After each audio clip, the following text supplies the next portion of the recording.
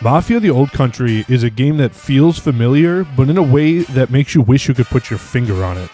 Although the game follows many story beats pulled right from Mafia 1 and 2, it fails to match the overall gameplay and story of those titles.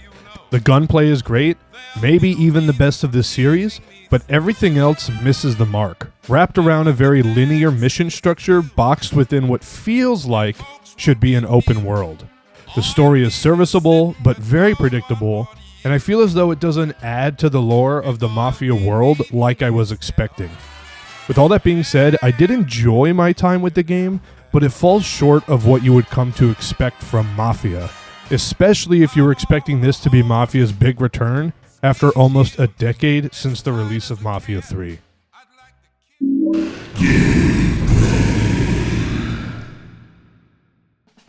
As I mentioned before, it feels like the game was originally intended to be open world, and it feels as if the game is going to open up any minute and allow you to explore the world that it's thrown you in. But then it doesn't.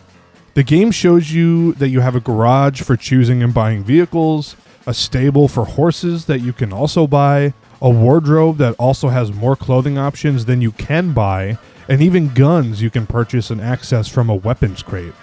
All of these allude to the ability to choose these throughout the game, as if the world will open up for you to explore and approach how you want. But due to the mission layout and structure, you only get very few chances to actually utilize any of these. It's clear that Mafia 2 was the game they most closely wanted to emulate from the series, but in that game, most of the missions start either at Vito's apartment or house or something similar, so you can access the wardrobe and garage for a good portion of the game. And then you usually would have to drive to the start of the chapter mission, so although Mafia 2 isn't technically open world, everything is open to you in most of the missions, so you're capable of exploring Empire Bay, purchasing clothes, weapons, and even selling cars to certain characters throughout the story. Empire Bay is fleshed out and feels lived in. While set pieces in the Old Country feel populated, it's not a world that feels real or that is totally engrossing in the same way. You're usually chauffeured from point to point with very little opportunity to explore. But after all that said, you might not really want to go and buy or sell anything because the pricing in the game makes no sense. The cost of a vehicle is the same as the cost of a suit, which is the same as the cost of a gun, which is the same cost as an upgrade. I don't know how affordable any of this actually is in-game, as after I purchased 2 weapons and a knife upgrade, I didn't really have enough money for anything, and I definitely didn't buy anything cosmetic once I was able to get to the store and purchase upgrades for the necklace. I don't find the need to dig too deep into this system, as it has very little bearing on the actual gameplay, but there are some slight buffs you get from the beads, charms, and medallions, but that's honestly all there is to it. I only ever paid for an additional slot and a medallion for extra ammo. I think it was a missed opportunity, and at the end it didn't really make much of a difference between either the gameplay or even the story itself. And even though I purchased weapons in the Old Country, it didn't seem to carry over to every mission, and with that, many of the missions do start at the main compound, and there's usually weapons spewed about the basement armory. So I felt really silly when I spent money on weapons that I could just pick up for free anyway. The only thing I did spend money on that was worth it was either knife upgrades or charm upgrades. While speaking of spending, the fence is usually out of the way in missions or just not available in most of them, which felt like another wasted opportunity, as there's clearly an attempt to build up more of this world with the mystique of the shop runner, but there's nothing else here beyond the introduction mission, and I think I only ever came back 2, maybe 3 times the whole game. And before I move on to the story, there is a very large glaring issue here. I played the game on PS5, and the game definitely had issues with drop frames, chugging, and even like hardcore freezing. While the game never did crash to the PS5 dashboard, there were plenty of times where the game would either just really chug, drop frames, and there were even a few times where the game hard froze for probably a solid 20-30 seconds or so before just resuming. I have too much on my mind having to meet with that bastard without you picking. I need to think.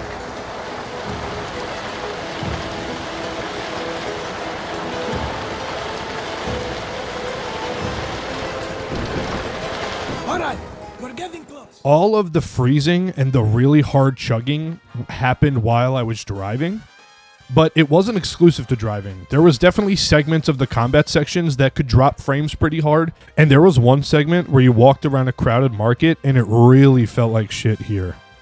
This is surprising when the Mafia 1 remake arguably looks better, or if not at least as good as this, in Unreal Engine 4, while this game is in Unreal Engine 5.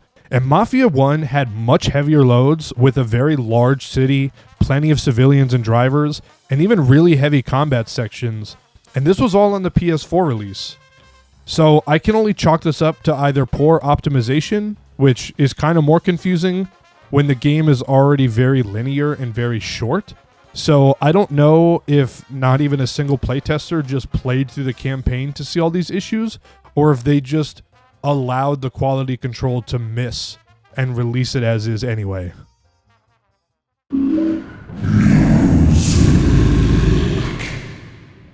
So the Mafia games always have standout soundtracks, both in original scores and when it comes to showcasing the music of the era they take place in. Yeah, I'll be home before supper.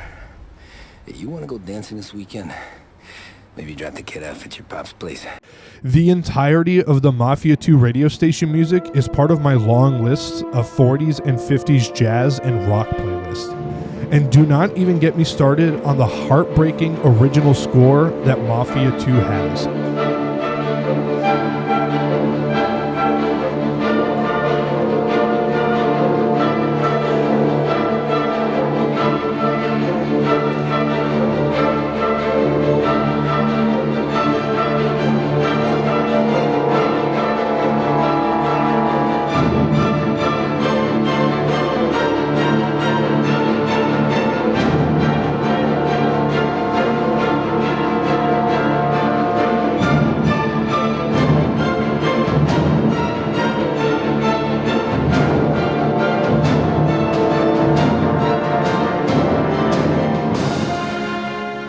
Especially in its main theme. If you've played the game, you know exactly what I'm talking about, and you are holding back tears as we speak.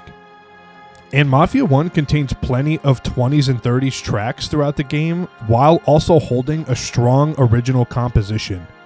Mafia the Old Country has a decent original score. The standout track would have to be During the Race, but it being 1900s Italy, there were no radio broadcasts or radios in vehicles. So it's not a fault of the game for being accurate to the time. It's just weird not having diegetic music besides two scenes I recall from memory. One of which is an opera, where the themes of the opera fit very well to the themes of the game. If you're curious, the name of the opera in English is The Strength of Destiny. But I do find it weird that the composer for the game's music is a musician named B.T., who is American born and raised, who, fun fact, won an award for his work on the film The Fast and the Furious. But I find it weird that they didn't get an original composer from Italy or Sicily to make the music for the game that takes place in Sicily. And on that, there's not really anywhere else to put this critique, so I'm going to lie it here now. The game released without Italian localization. The game that takes place in Sicily, Italy, has no Italian voice acting. It did eventually come out that they did record authentic Sicilian voice acting, but Sicilian and Italian are two different languages. So all those subtitles and UI elements were localized in Italian. It's very surprising and kind of disappointing, I imagine, for Italians to play a game based in their country without proper Italian voice acting.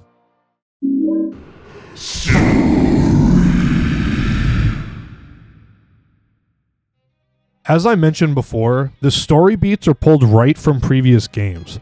Again, won't be spoiling anything, but if you've played the other games in the series, then you know what to expect.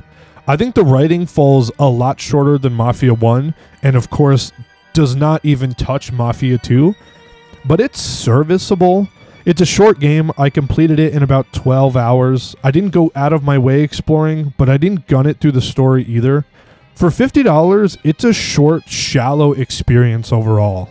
There are plenty of cameos here that lead into the rest of the Mafia games. Some of them are more extensive than others, but I was hoping more of the game would dive deeper into the lore that expands into the other Mafia games. But it's mostly an original story with characters that don't pertain to any of the other games.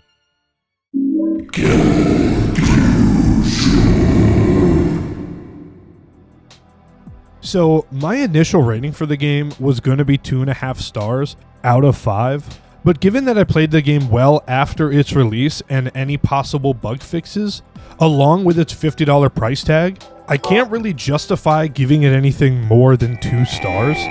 Most people, unless they like the Mafia franchise and were really excited to see some of the characters from the other games here, it's probably closer to a 1 or a 1.5 star.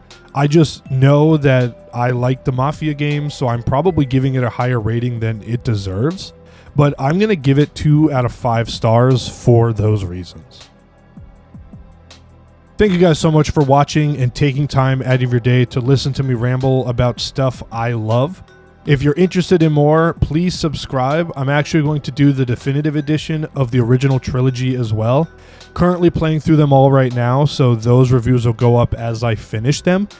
And please like the video and then comment if there's anything that you would like me to cover in the future. But yeah, that's it. Thank you guys so much. Enjoy the rest of your day, and I'll see you in the next one.